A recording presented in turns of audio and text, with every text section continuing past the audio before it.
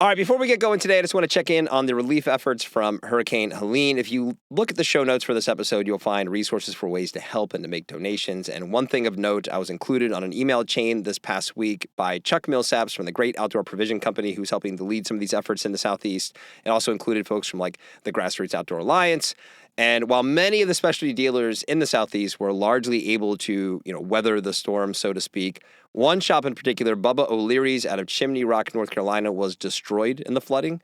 And a GoFundMe has been set up for rebuilding and to support the O'Leary family. So if you have the means, please consider giving a little either to that GoFundMe or to support other relief efforts that are still ongoing. Thank you. Welcome to the Rock Fight, where we speak our truth, slay sacred cows, and sometimes agree to disagree. This is an outdoor podcast that aims for the head. I'm Colin True. It's Monday, and I'm here with producer Dave for your weekly dose of outdoor industry commentary. But before we get to that commentary, we got a few housekeeping items for you. Please follow and subscribe. That is the same thing, actually. And rate the Rock Fight wherever you're listening on your favorite podcast app, which presumably is the one you're using right now. Leave us that 5-star rating and follow the show, please, if you like the Rock Fight. Well, you probably like Gear and Beer, so please check out our other podcast on the Rock Fight Podcast Network called Gear and Beer. You can find that show on the app you're using right now. And lastly, we want to hear from you. Send us your feedback by sending an email to myrockfight@gmail.com. All right, let's start the show.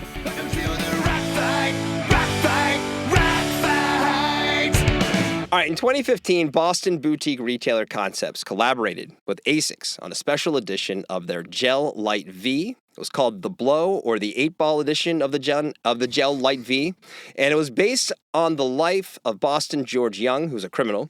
He was also based on that person was the basis for the movie Blow, and the shoe represented its cocaine and crime-fueled origin by being off-white with red highlights, including little blood droplet graphics on the inside of the shoe.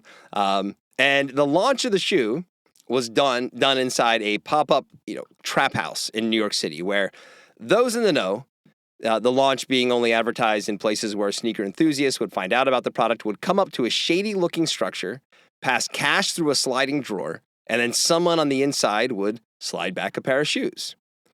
Nearly 10 years later now, a used pair of 8-balls can get upwards of $120 on eBay, while unused pairs are fetching north of $350. And in a world that is filled with more and more running shoes worn mostly for casual purposes, a pair of 10-year-old used running shoes that can demand more than a comparable new pair of shoes is kind of amazing. So the exclusive and limited sneaker drop, which is a brand effectively creating larger demand than it ever intends to fulfill simply to increase the value of their own brand, is not a new thing. But I was reminded of this collab with Concepts and ASICS this past week, because I was reading about a new collaboration that has just launched between Smartwool, Altra Running, and REI. So it's called We Run Winter, or Run the Winter, something like that. In a press release about the collaboration, it describes it as a team-up to conquer cold weather, featuring apparel, socks, accessories, and footwear that will be exclusively available at REI, in-store or online from October 1st until November 1st. So I saw this and I'm like, all right, I get it. Like, REI is trying to do more in the run space. And here are two brands with a lot of fans in the outdoor space, but also the run space. So let's see what this collection is. And my expectations were pretty low. I thought there would be some merchandise collection of tops, bottoms, socks, and shoes, maybe a discounted price if you bought some of everything, or a combined deal even if you just bought a pair of shoes and a pair of socks. And yeah, it was not that at all. Like, right now, if you go to rei.com, I assume this is still up when you're listening to this, the homepage is a link to the collection. And when you click it, it pretty much just brings back anything from Altra and Smartwool. 546 products to be exact, though it does call out the products that are exclusive to REI members, which is also kind of confusing because I guess those are the ones that are actually a part of this collection. But anyway, the only unique items are a version of the Altra Escalante, which has been made to include merino wool in the upper, which apparently, according to the website, improves thermal comfort by 3.5 whole percentage points. And I believe that there is also a specific color and design for the collection in one of the Smartwool socks. But the whole thing is just the softest approach to a promotion that I can think of. Two brands who share corporate ownership and crossover in a category with a couple of maybe unique but definitely not interesting products, putting themselves front and center at a big retailer, and then there really being no payoff. There's no indication to the consumer of what these brands really want them to buy. Nothing that would create a buzz with the consumer to talk about the cool thing that they just bought. I mean, you could call this safe, but I would call it barely an actual collaboration. And it just made me realize, I'm not here just to kind of shit on these brands, because this whole thing just really made me realize that that outdoor brands largely do not know what the hell they're doing when it comes to creating buzz and excitement around their brand or products. Is something as subversive as the ASICS Trap House necessary with every launch and every brand? No, of course not. But when is the last time you heard of something even close to that happening? The predominant move by the majority of our key players is to cast the widest net possible and typically try to create buzz on a color or a technology while also selling it at REI. I mean, think about how much cooler it would have been for a Smartwool and Altra collaboration to take a collection of those products with limited inventory of an exclusive winter running collection to specialty dealers to truly create some buzz around the products and brands, because the stuff would be hard to get. And maybe, just maybe, we would also sell We Run Winter around Thanksgiving, because here in early October, it's still pretty hot pretty much everywhere. And even take specialty out of it, right? Let's say REI is the retail partner. So what if when I clicked on the link to rei.com, the brand creative and the product collection blew my mind, that the limited and specific collection of goods that made up this collaboration made it so hard to ignore? Man, I just had to get something. What is there right now is driven by a website algorithm. It is not smart merchandising. And also, largely speaking, right now, everyone has complaints about the state of retail and issues surrounding inventory. So doing something like this is a great idea. But the lack of imagination and originality is disappointing and shows that we don't have many who are willing to stick their neck out too far without there being a guaranteed return. The ceiling of our category here in the outdoors is so high in so many ways, whether it's manufacturing or circularity or philanthropy or inclusion. The outdoors is this kind of perfect sandbox to solve problems and simply just do cool stuff. But too often we just choose boring and safe. And right now, the path of the outdoor industry, it really can be best described as middle of the road. So let's bring in producer Dave, who I have a feeling has some thoughts on this topic. What's up, Dave? Well, we all know what happens to middle of the road brands. What happens?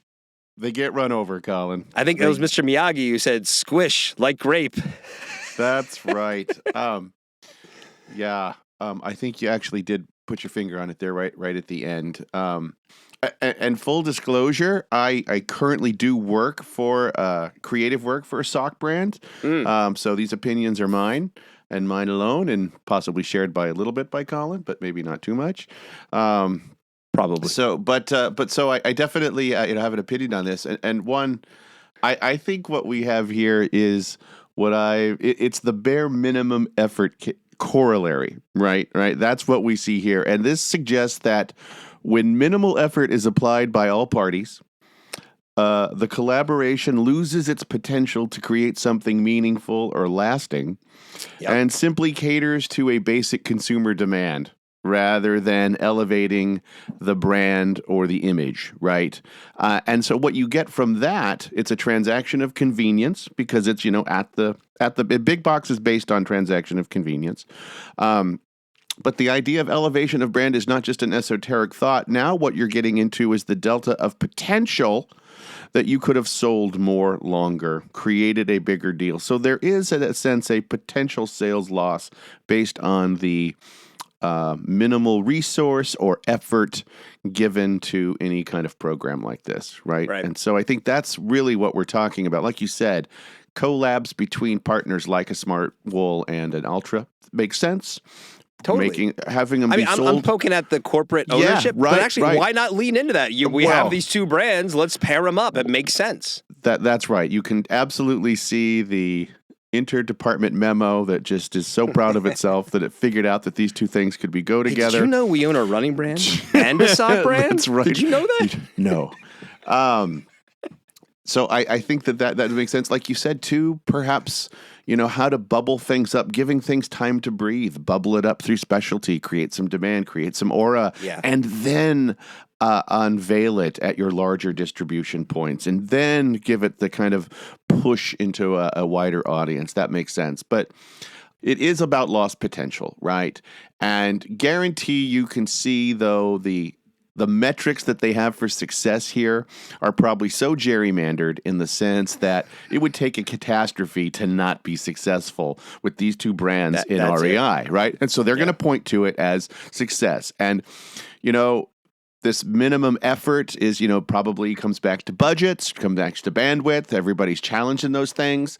And that's right. There's definitely a correlation. But in this case, with these brands and what they're putting to it, that is not the case. I think the low bar comes into it's a failure of imagination, right? And a real desire to be different. And that's what you have here. You have all the pieces to make this thing glorious. And what you get is a headline that is clearly AI derived.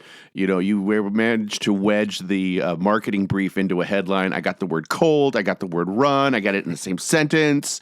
Look at that. Right. And then I'm going to show people running in the dark and but there's no emotion. There's no sense I want to belong to this. It's literally a brief. Hey, this is for running in cold weather. Let's show people running in cold weather, maybe. They blew on their hands, so I could tell. Produced in July. Right. Well, that's why they shot it at night, too, so that you couldn't tell. It was, blazing sun.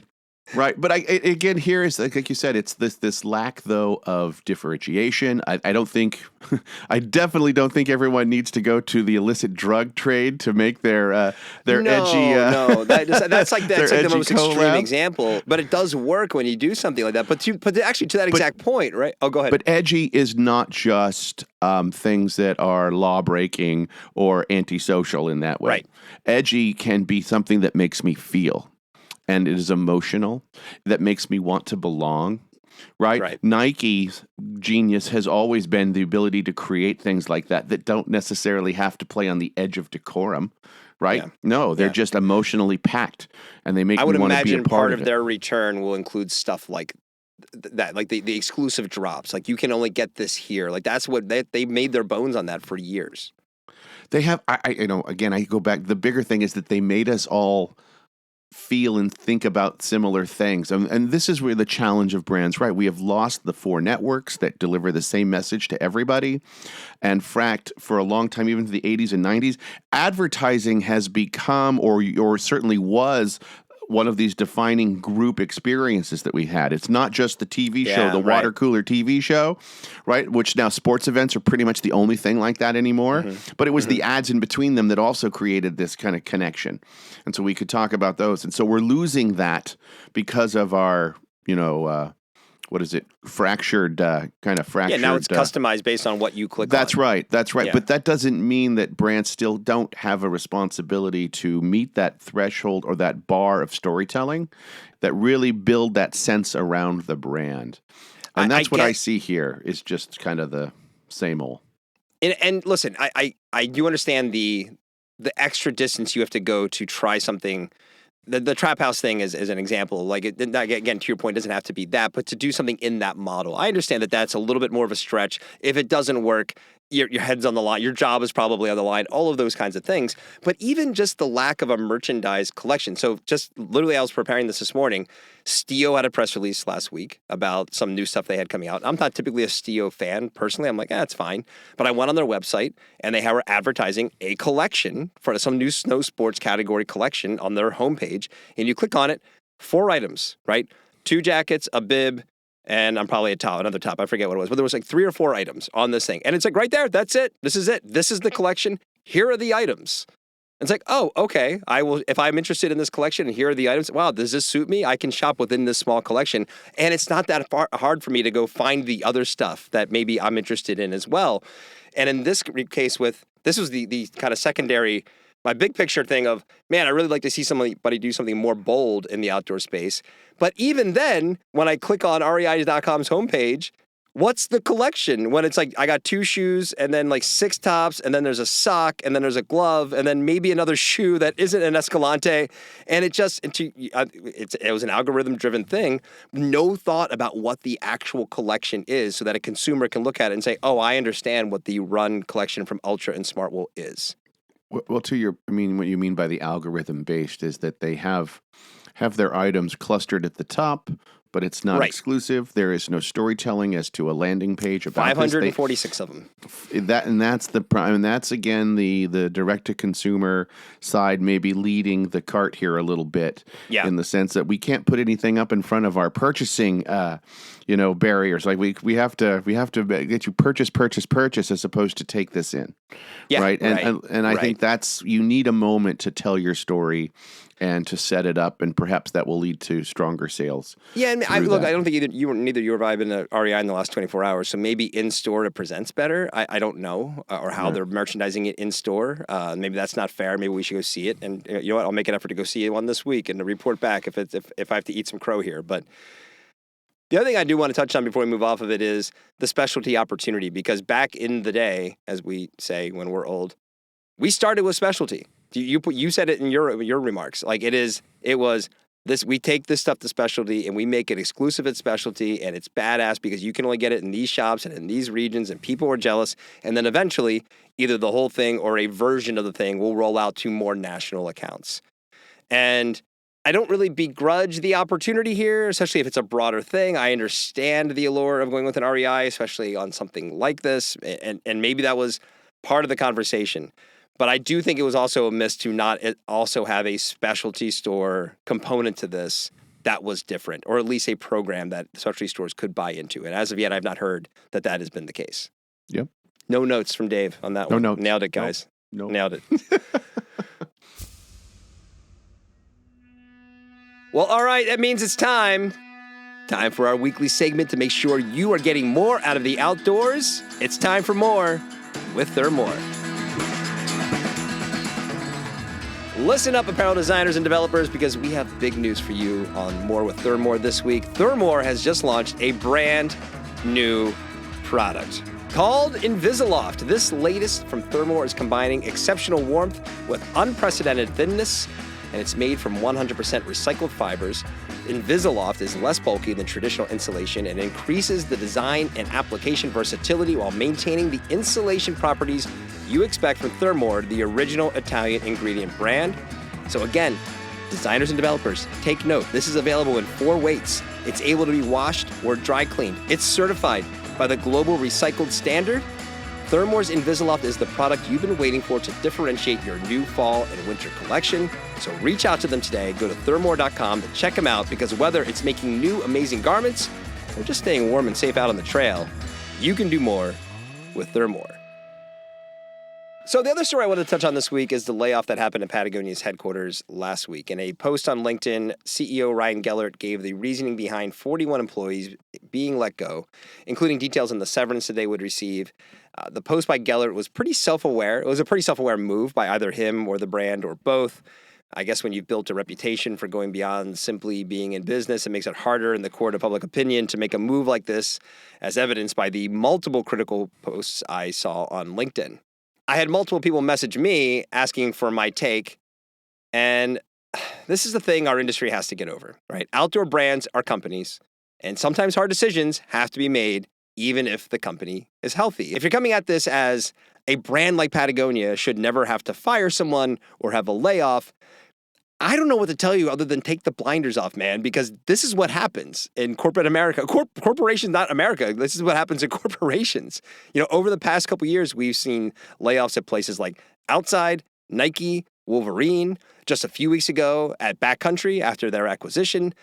It's an unfortunate reality. It happens. And without seeing the numbers to justify the reasoning behind the layoff so we can maybe be critical about something like that, it's honestly silly to weigh in with some sort of moral authority just because you don't like it or you don't want Patagonia to be like those other companies.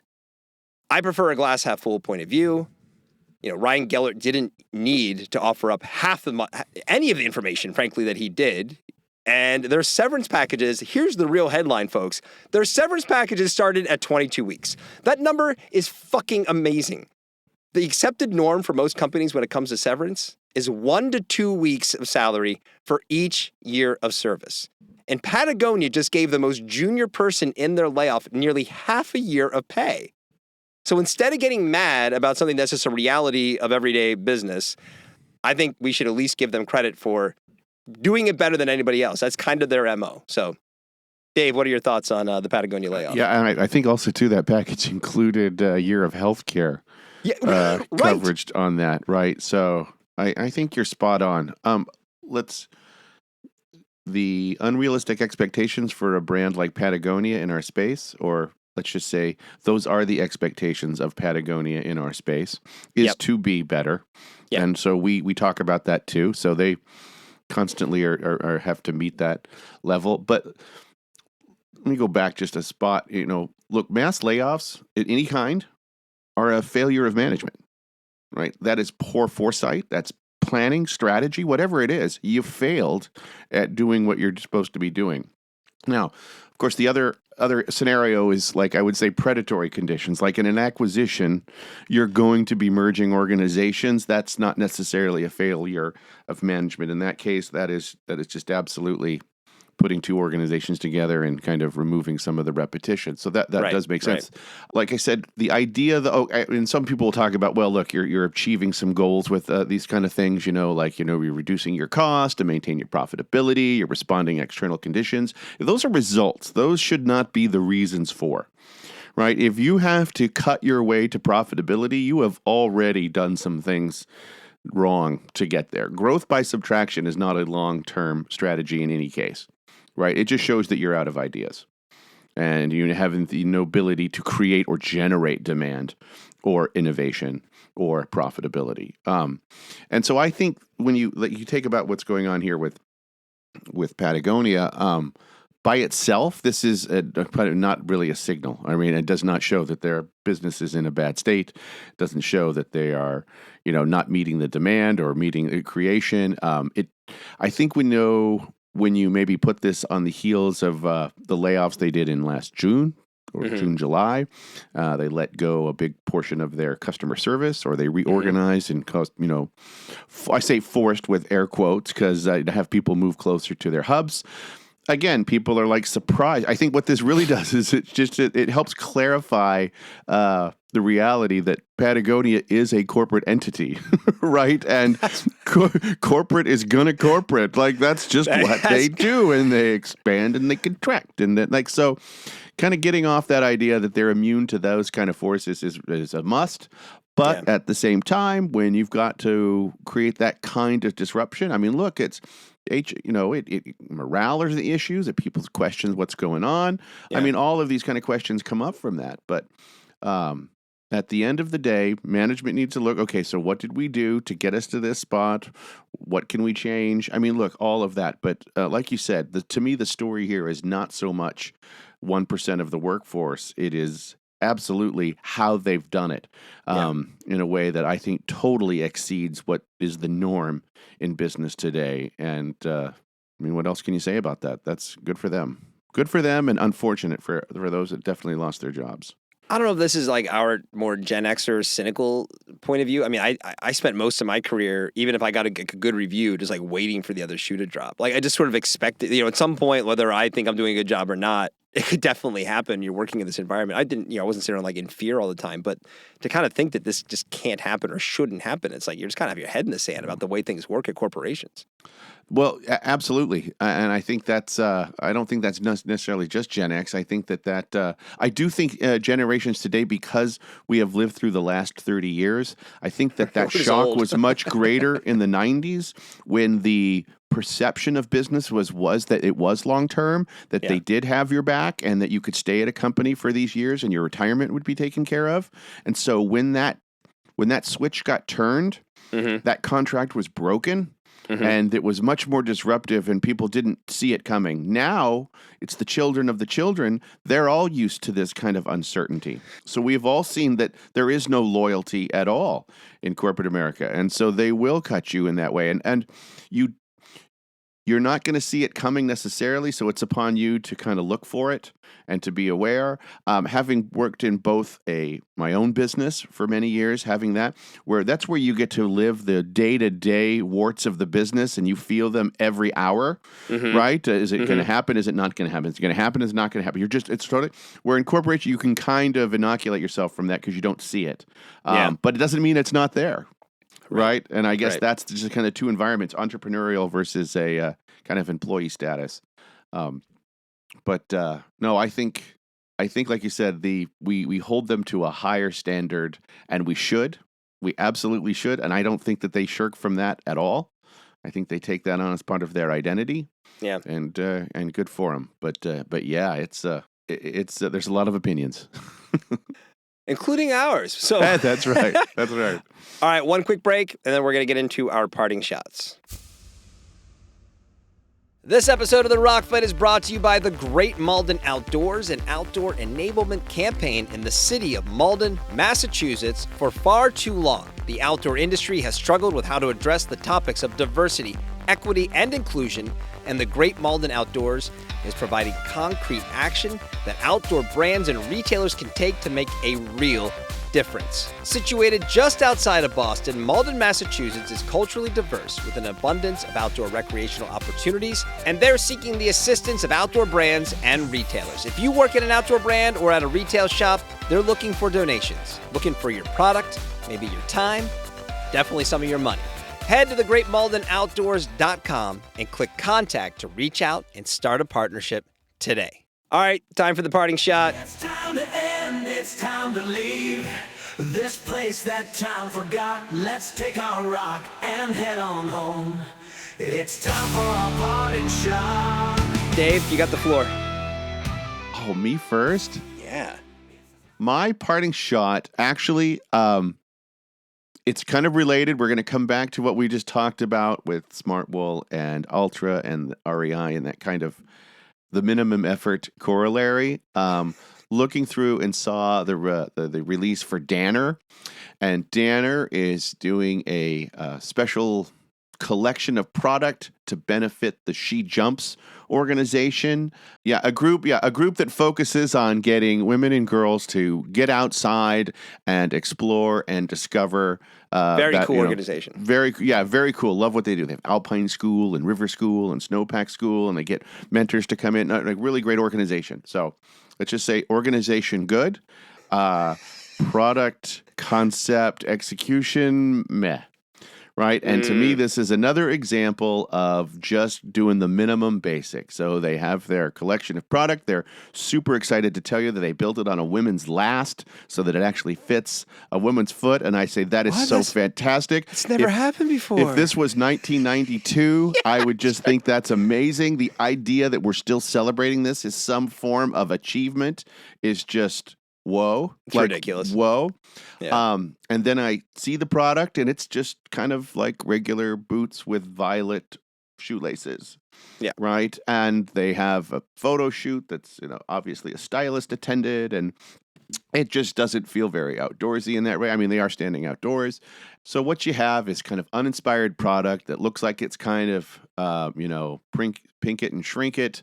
Then they want you to, they're promoting the She Jumps organization, but only with a match. You have to donate to the organization for them to match it, and only up to $10,000, let alone the shoe within itself. The first 2 weeks. That's right. And the shoe is $170. So really what they're asking for their philanthropy, they want you to shoulder the cost to buy the shoe so we can use the profits from that sale to give to the organization that you also should donate to, which it sounds more evil genius when you pop it up that way. But really, it's just kind of like, it sounds a little bit more like an NPR pledge drive where they're having pledge matching. Right. And I don't even get a tote bag with this. So what I'm criticizing here is that great idea, that brand supporting this cause of getting people outside. Okay, I think access is a fantastic effort to put your weight behind, but to do it in such a just kind of half-handed way, I mean, $10,000 off of other people's matches. Lean into this if you really want to get people outdoors. lean into it. Yep. Support local chapters. Create mentorships with your own core customers. Get a way to get people into their boots, not just here's this group of pastel-y laced shoes, right? There's so many ways that you could do meaningful work to get people outside and do it in a core and broader kind of aspirational way. That's just not leaning into it at all. And I feel like that's what I saw from it. I just felt a sense of just kind of, oh, nice idea, guys, but man, that's just not the way to execute it. So that's my parting shot is do better, be more creative, try, you can do this. We need this. We absolutely need this. Yeah. She Jumps could use it. She Jumps is great. I go donate to She Jumps today, everybody, regardless of Danner. Like, they're doing amazing things. But yes, yeah, that's a good one.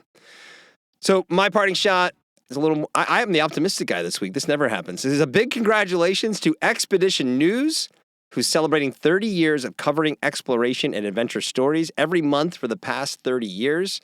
Expedition News has covered notable accomplishments in outdoor adventure and exploration. If you go to their website, you can actually look at an archive for all their issues back to March of 1995.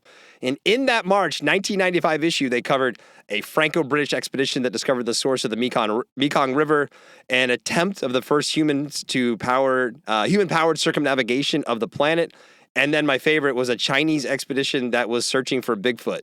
Like, really. So at this point, Expedition News, you've outlasted everyone. All of the OGs who cover the outdoors are either gone, sucked up by homogenized corporate overlords, or in the best circumstances, died and came back to life.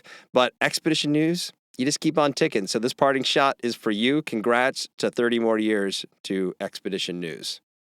And here's to finding Bigfoot. I wish we would one day. If you could have Bigfoot or Yeti, which one would you want to see?